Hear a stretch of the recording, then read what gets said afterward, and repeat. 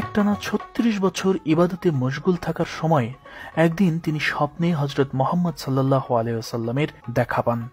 স্বপ্নের মধ্যে নবীজি সাল্লাল্লাহু আলাইহি ওয়াসাল্লাম তাকে বলেন, তোমার ইবাদতে আল্লাহ ভীষণ খুশি হয়েছে, এখন বলো তুমি কি চাও।